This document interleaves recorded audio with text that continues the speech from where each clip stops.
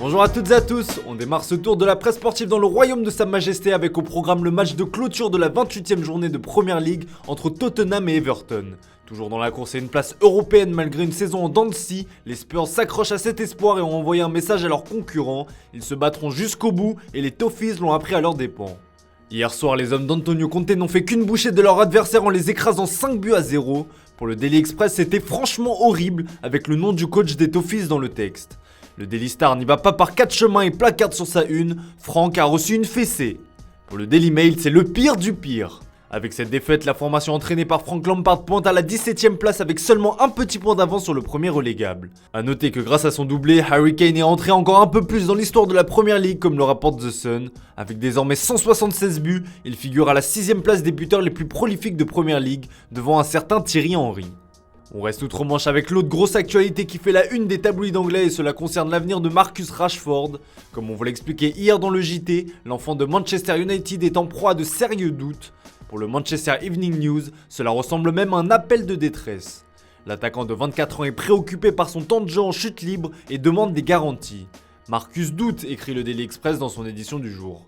Le Daily Mirror fait dans le jeu de mots, point d'interrogation peut-on lire. Marcus Rashford est lié au Red Devils jusqu'en 2023. Pour rappel, le PSG suivrait son cas avec attention. Il figure notamment parmi les remplaçants possibles en cas de départ de Kylian Mbappé. Preuve que plus rien ne va du côté de Manchester, une autre star pourrait quitter le club mancunien d'ici la fin de saison, et c'est Cristiano Ronaldo.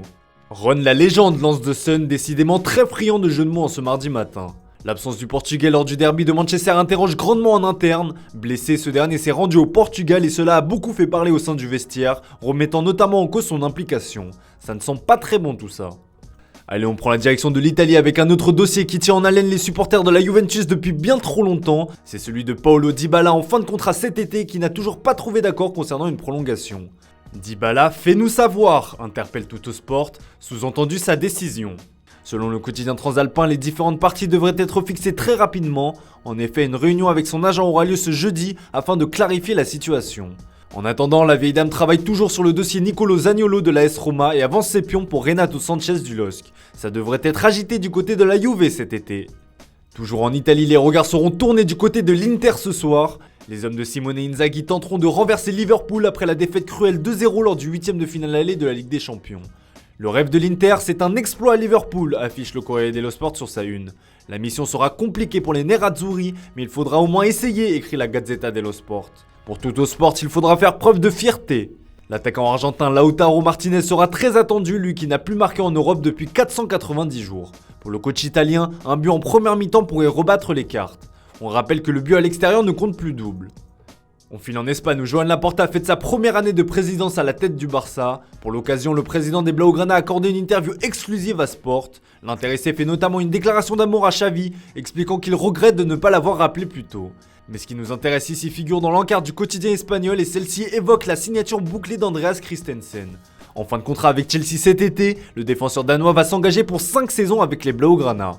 Une information que relaye également le Mundo Deportivo, il est précisé que le joueur de 25 ans a déjà passé des examens médicaux, un premier renfort de choix pour une défense en reconstruction donc.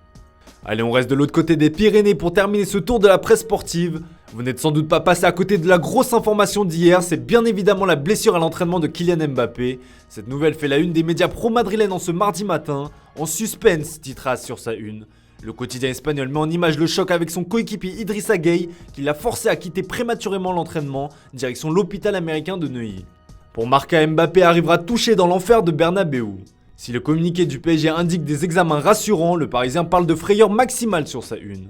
La présence du crack français pour le choc est encore incertaine et même s'il venait à jouer, il ne serait vraisemblablement pas à 100%. Les regards seront donc tournés vers un homme, la Pulga.